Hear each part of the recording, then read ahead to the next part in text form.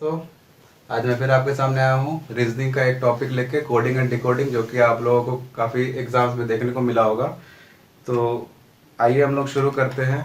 Coding के कुछ types होते हैं, तो मैं कोशिश करूँगा ज़्यादा से ज़्यादा टाइप्स आपके साथ शेयर करने का। तो शुरू करते हैं। आइए, पहला होता है हमारा direct coding.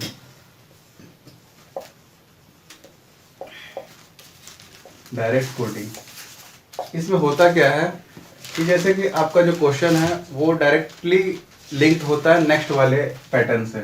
For example ABCDE है। इसमें क्या होता है कि डायरेक्टली जो नेक्स्ट वाला पैटर्न होगा उससे वो लिंक्ड हो जाएगा। आप एक आध एग्जांपल देख लीजिए, एग्जांपल से आपको क्लियर हो जाएगा। एक एग्जांपल लेते हैं,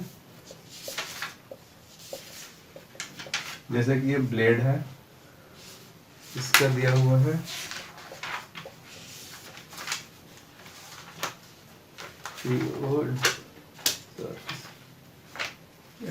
ठीक है।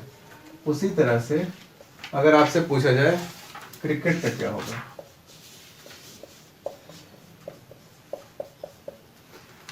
तो जब डायरेक्ट कोडिंग की बात आए, मैं आपको बता रहा हूँ कि जब आप क्वेश्चन देखेंगे तो उसको अप्रोच कैसे करेंगे। तो पहला जो अप्रोच होगा आपका, वो डायरेक्ट कोडिंग आप यूज कर सकते हैं, देख सकते हैं कैसे उसको अप्रोच करते हैं। तो जैसे B से E कितना बढ़ रहा है, B 2 होता है, E 5 होता है। ये मैंने आपको शायद बताया होगा कि हर अल्फाबेट का एक पोजीशन होता है, एक उसको एक नंबर से असाइन करते हैं। जैसे A को 1, B से 2, B को 2 से, C को 3 से, इस टाइप से। तो हमारे यहाँ कितना बढ़ रहा है, +3। उसी तरह से अगर हम L को लेते हैं तो L भी हमारा +3 बढ़ रहा है।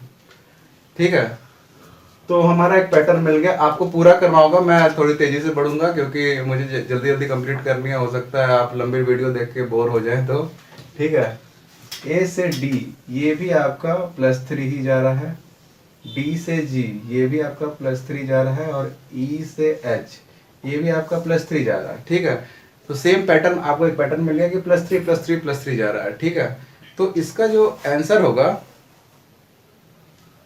वो C से +3 करेंगे हम। ठीक है, C से +3 करेंगे तो क्या आएगा हमारा, F। R से +3 करेंगे तो U। I से +3 करेंगे तो L।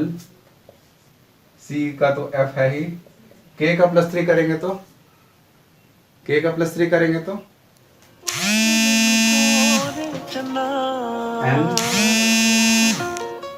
H W। ठीक है, उसके बाद ये आपको शायद समझ में आ गया, वो डायरेक्ट कोडिंग होता है।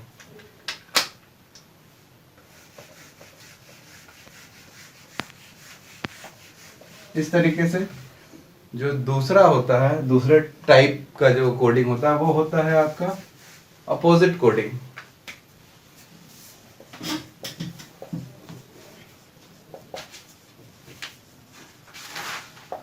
अपोजिट कोडिंग में क्या होता है, जैसे कि मैंने बताया था ABCDE।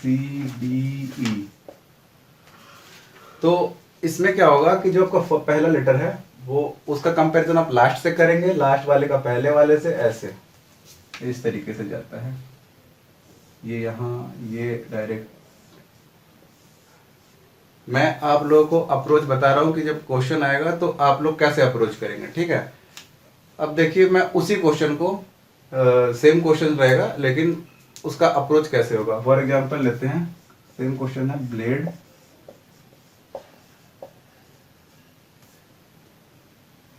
HGDOE।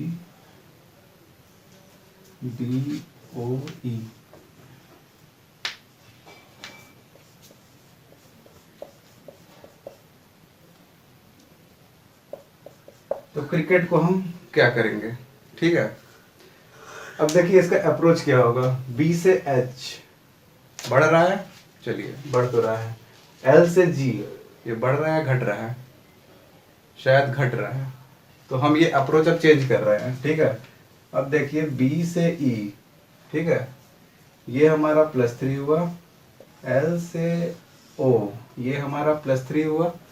आपको देखने मिल रहा होगा कि हमारा पैटर्न कैसे चेंज हुआ, फर्स्ट वाला लास्ट से सेकंड वाला सेकंड लास्ट से, थर्ड वाला मिडिल से, इस तरीके से हमारा एक पैटर्न फॉलो हो रहा है।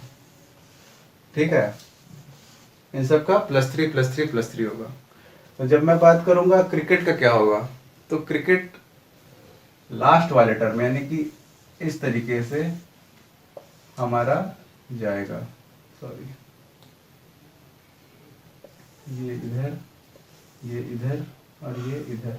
ठीक है, अब इसका आंसर क्या होगा? C+3 होगा F, R+3 U, I+3 क्या होगा? L, C+3 F, E+3 H और T+3 W। ये हमारा दूसरा टाइप था। ठीक है, अब हम तीसरे टाइप को देखते हैं। उम्मीद करता हूँ ये सब आपको समझ में आ रही होगी, बहुत ही आसान होती है ये सब भी। और जो कमीशन होती है वो इसलिए देती है क्योंकि आप लोगों का टाइम इसमें जाए, तो आप लोगों को टाइम बचाना है इसमें। अब देखते हैं हम इवन या ऑड कोडिंग।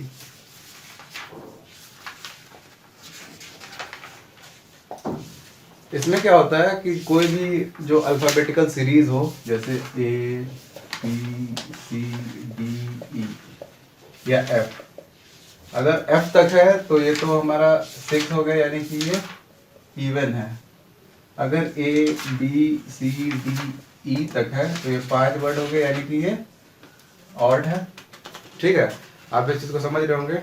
अब देखिए एग्जाम्पल, इसमें हम लोग क्या करते हैं कि बांट देते हैं, इसका इसमें, C इसका इसमें, इसका इसमें। और ऑड कोडिंग में क्या करते हैं, दो दो ले लिए, बीच वाला मिडिल वाला यहीं आ गया, सेम का सेम, मतलब जो कोडिंग चल रहा है जिस हिसाब से। और ए का जो मतलब जो पैटर्न फॉलो होगा वो क्रॉस में होगा। ठीक है, ठीक है। अब एक एग्जांपल देखते हैं हम लोग। आजकल काफी चल रहा है कोरोना। ठीक है, डरना नहीं है। तो इसका क्या हुआ है,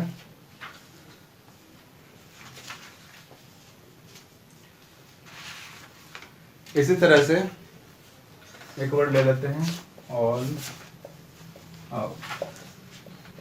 तो इसका यहाँ पे क्या होगा, ये क्वेश्चन है। तो आपको दिख रहा हो कि ये पैटर्न इवन वाले से मिल रहा है क्योंकि यहाँ पे 6 डिजिट है। ठीक है, आप करके देख लीजिए। सी मतलब इंटरचेंज कर दिया गया है। मैंने यहाँ पे ये क्वेश्चन में इंटरचेंज किया हुआ, हो सकता है कहीं पे इंक्रीमेंट और डिक्रीमेंट भी हो, लेकिन इस पैटर्न में हो। ठीक है, तो उसी तरह से ऑल आउट का क्या होगा, इसको आप क्रॉस कर देंगे तो LAOUTU। ठीक है, सॉरी ये L होगा। ठीक है, ये आपका आंसर होगा। ठीक है, इसी तरह से अगर हम ऑड का एक ले लेते हैं, जैसे कि स्पेड का दिया हुआ है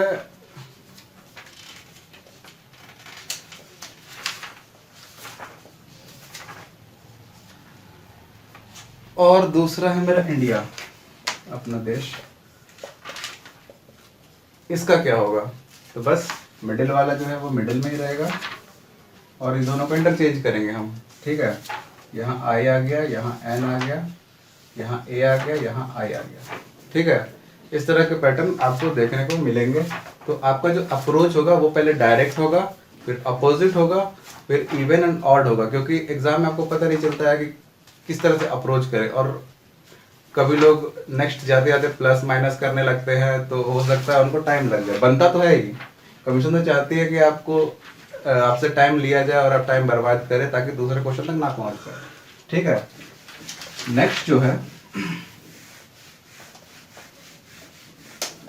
नेक्स्ट जो हमारा टाइप होता है वो टाइप है आपका ऑपोजिट अल्फाबेट्स।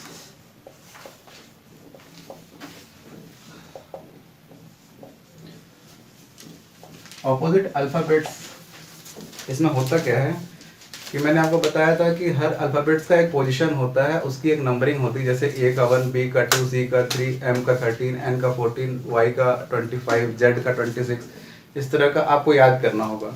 तो ऑपोजिट्स में क्या होता है कि ऑपोजिट्स का जो सम होता है, जैसे कि ए का अपोजिट होगा जेड, इसका जो सम होगा वो 27 होगा। ठीक है, ये बात आप ध्यान रखेंगे। ए का 1, जेड का 26। अब इसी टाइप से क्वेश्चन आता है, ठीक है, कि आप कैसे करें, जैसे कि आप बी ले रहे हैं तो बी और वाई, बी का अपोजिट होता है वाई, बी का 2, वाई का 25, इसका भी टोटल सम 27 आएगा। आप करके देख लेंगे, आप लोग को ज़्यादा अच्छा समझ में आएगा। ठीक है, प्रैक्टिस करते रहेंगे, होते जाएगा। ठीक है, अब देखिए क्वेश्चन है, बहुत अच्छा वर्ड है लव, आजकल बहुत चल रहा है, आजकल में शुरू से चल रहा है। ठीक है, इसका होगा, ठीक है, ये क्वेश्चन मैं लिख रहा हूं, इसका अपोजिट होता है हेट। अब बताइए कि इसमें हम लोग कौन सा ट्रिक लगाएंगे। क्वेश्चन देख के आपको लग रहा होगा कि ये क्रॉस किया हुआ है, ये भी क्रॉस किया हुआ, क्योंकि यहाँ पे ओ पहले आ गया, एल बाद में, ई पहले आ गया, वी बाद में। आप यहाँ पे सिंपल से क्या करेंगे, ए और एच, ई और टी। ठीक है, अगर ऑप्शन में दिया हुआ है तो सही है, हो सकता है इससे पहले वाला जो टाइप है उससे हो, लेकिन अगर ऑप्शन में नहीं हुआ ये, तो फिर तो आपका ये ट्रिक गलत हो जाएगा। ठीक है, तो उसके लिए हम लोग क्या ट्रिक लगा रहे हैं, ट्रिक नहीं लगा रहे हैं, मतलब इसका एक टाइप जान रहे हैं। ठीक है, अब एल का कितना नंबर होता है, 12, ओ का होता है 15, ठीक है, वी का होता है 22, ई का होता है 5। ठीक है, अब देखिए ओ का 15, एल का 12, ई का 5 और वी का 22। आप सम करके देख लीजिए, 12 प्लस 15 ये हो गया आपका 27, 15 प्लस 12 हो गया आपका 27, 22 प्लस 5 हो गया आपका 27 और 5 प्लस 22 हो गया आपका 27। ठीक है, इसी तरीके से एच का कितना होता है, 5 होता है, ए का होता है 1, टी का होता है 20, ई का होता है 5, सॉरी एच का कितना होता है, 8 होता है, सॉरी। तो हम लोगों को अब क्या चाहिए, इन सबको 27 करना होगा। ठीक है, तो हमारा आंसर क्या आएगा, यहाँ पे जो भी होगा 19 होगा, यहाँ पे जो होगा वो 26 होगा, यहाँ पे होगा 7 और यहाँ पे होगा 22। कोई दिक्कत यहाँ तक, कोई दिक्कत है? अब ये बताइए कि 19 नंबर पे कौन सा आता है, शायद ऐसा आता है। ठीक है, एक नंबर पे ए है, यहाँ 26 नंबर पे कौन सा आएगा, जेड आएगा। ये ऑपोजिट्स है, ऑपोजिट्स ऑफ अल्फाबेट्स। ठीक है, इसको थोड़ा ध्यान से पढ़िएगा और देखिएगा, हो सकता है कि क्वेश्चंस आते हैं आप काफ़ी, और इस टाइप में लोग कंफ्यूज कर जाते हैं, क्योंकि पहला वाला भी जो टाइप है उसमें वो पहले में तो सेट हो जाता है, लेकिन बाद में सेट नहीं हो पाता है। ठीक है, हाँ, 26 नंबर पे आता है आपका जेड। ठीक है, उसका 7 नंबर पे आता है आपका जी, और 22 नंबर पे आता है आपका वी। ठीक है, तो इस तरह से आपका ये सवाल जो ये होगा, जो ऑप्शन, वो आपका सही होगा। ठीक है, इसी तरह से एक और क्वेश्चन आता है, मैं बता रहा हूँ, मतलब कभी कभी दिख जाता है। एक एग्जाम्पल है, एग्जाम्पल क्या है वो देख लीजिए।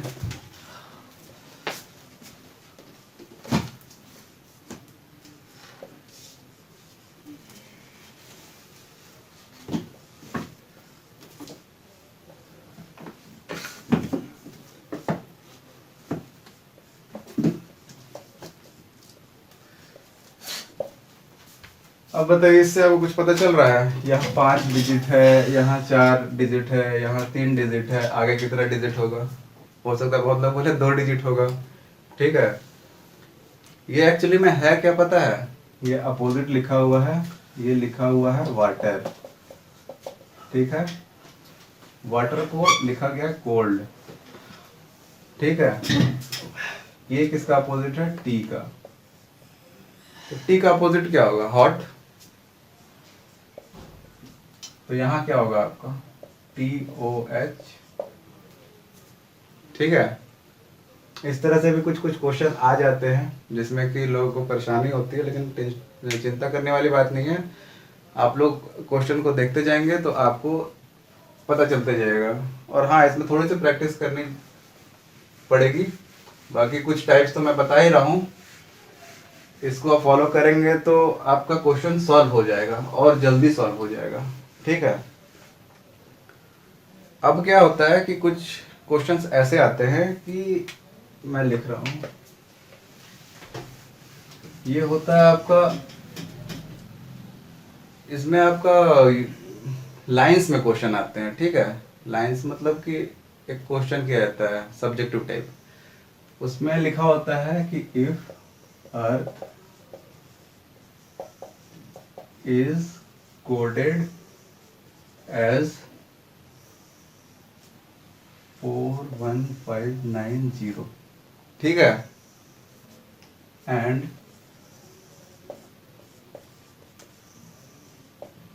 Tell is coded as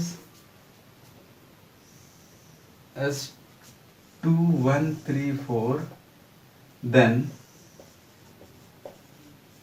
what is the code for pearl? Question तो आपको समझ में आ गया होगा, ठीक है। इस तरह क्वेश्चन के लिए हम लोग क्या करते हैं, आपको पता है, मैं अभी इससे जस्ट पहले बताया था कि हर अल्फ़ाबेट का एक नंबर होता है, जैसे ए का 1, बी का 2, जेड का 26, इस टाइप से। उतना दिमाग नहीं लगाना है। जो आपको दिया हुआ यहाँ पे, अर्थ इज कोडेड एज ये, टेल इज कोडेड एज ये, तो पर्ल का मतलब क्या होगा आप देखिए। पर्ल, अब यहाँ देखिए पी किससे कोडेड है? ये फर्स्ट लेटर है, ये फर्स्ट लेटर 2 है, ठीक है।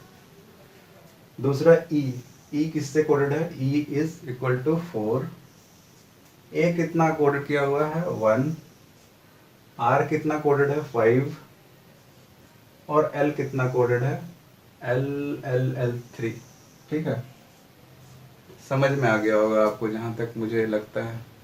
और नहीं समझ में आया हो तो कमेंट कीजिएगा कि नहीं आ रहा है, तो हो सकता है कि मैं एक आध एग्जांपल और लेके आऊँ आपके लिए, ठीक है। ये एक टाइप हुआ। एक टाइप और आता है,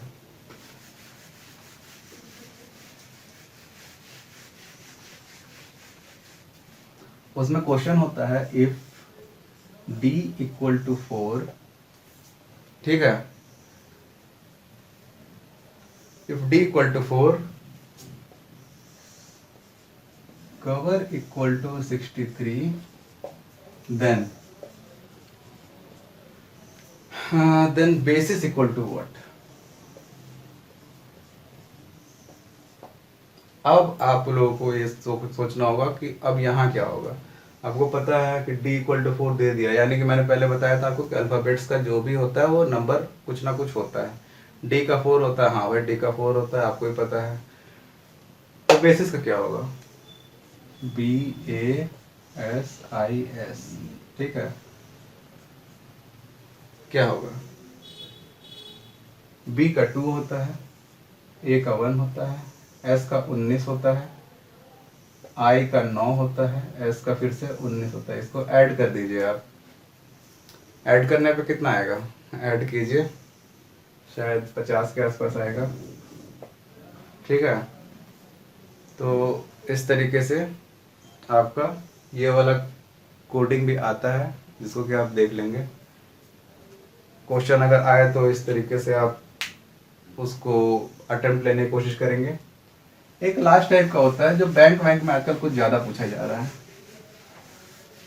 ठीक है। उसको कहा जाता है ऑर्डर या इन ऑर्डर कोडिंग। कुछ कुछ लोग कुछ कुछ कोचिंग्स में या फिर कुछ कुछ बुकलेट्स में इसको चाइनीज कोडिंग भी कहते हैं।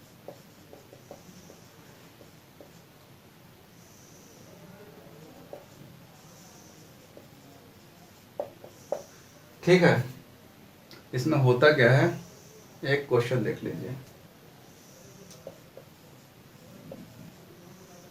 TCP मीन्स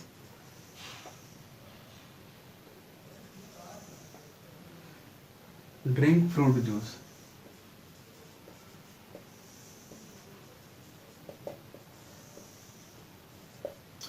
ये क्वेश्चन है हमारा। शायद आपको राइटिंग अगर ना समझ में आ रही हो तो कोई दिक्कत नहीं है, कोशिश कीजिए। सी की पी, सी की डी है,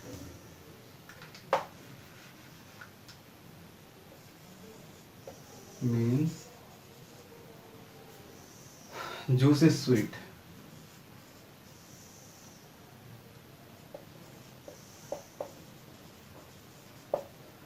और तीसरा जो है वो लिखा हुआ है ली री मी, मीन्स ही इज इंटेलिजेंट।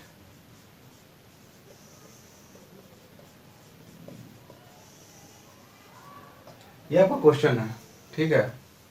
अब इस पे सवाल पूछे जाते हैं, 3 सवाल, 4 सवाल, 5 सवाल, मैक्सिमम 5 सवाल पूछे जाते हैं, ठीक है। कुछ क्वेश्चंस मैं यहाँ डिस्कस कर लेता हूँ। पहला क्वेश्चन आता है आपका कि what is the code for juice.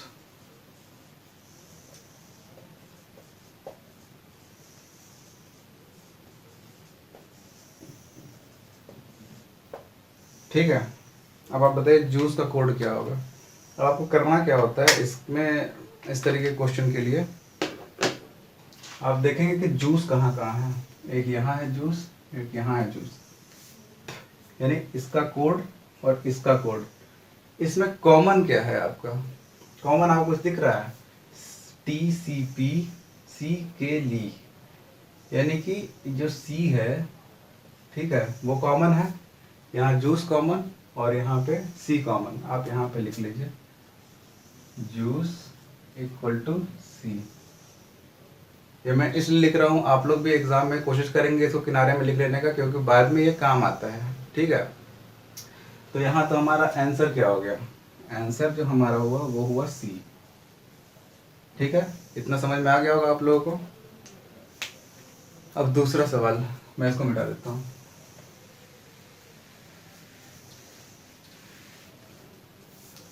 दूसरा सवाल है what is the code for sweet. अब स्वीट देखिए, आपका स्वीट कहाँ कहाँ दिख रहा है। स्वीट एक ही जगह है, ठीक है। और जूस तो हमारा निकल चुका है जूस हम लोगों ने लिख दिया है C, ठीक है। यानी इस लाइन में C की ली, इसमें C जो है वो जूस के लिए कोडेड है, ठीक है। अब हमारे पास बचा क्या, की और ली, ठीक है। अब ये देखना की और ली किसी में कॉमन है क्या, देख लीजिए। की यहाँ है, ऊपर नहीं है, नीचे नहीं। ली को अगर हम मैच करते हैं तो नीचे भी एक ली आ रहा है, ये वाला और ये वाला, ठीक है। यानी कि ये जो ली है, अब इन दोनों में कॉमन क्या है, इज ली और ली, ठीक है। तो मैंने आपको बोला था जूस इक्वल टू C आप किनारे में लिख लेंगे। क्यों लिख लेंगे, क्योंकि यहाँ से ये जो C है वो जूस के लिए है, ठीक है। और ये जो ली है ये इज के लिए है, तो इज क्या है, ली, ठीक है। तो अब हमारा बचा क्या, KEE, इसका आंसर होगा की। ठीक है। एक और क्वेश्चन, लास्ट क्वेश्चन लेते हैं। लास्ट क्वेश्चन है,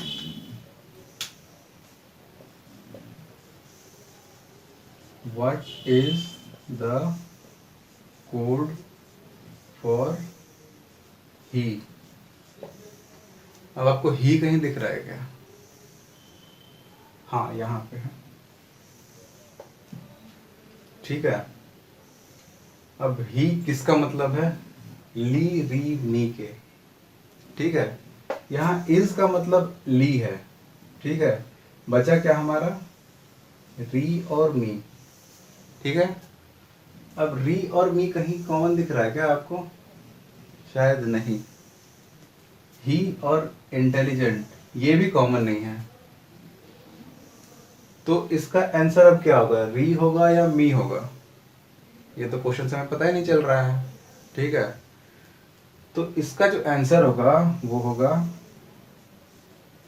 आइदर री और मी, क्योंकि हमें यहीं तक पता चल रहा है, इससे ज़्यादा पता नहीं चल रहा है। होप कि आप लोगों को समझ में आ गया होगा। तो अगर अच्छा लगे तो आप लोग लाइक करेंगे और अपने दोस्तों से शेयर भी करेंगे। फिर मिलते हैं नेक्स्ट वीडियो के साथ, तब तक थैंक यू।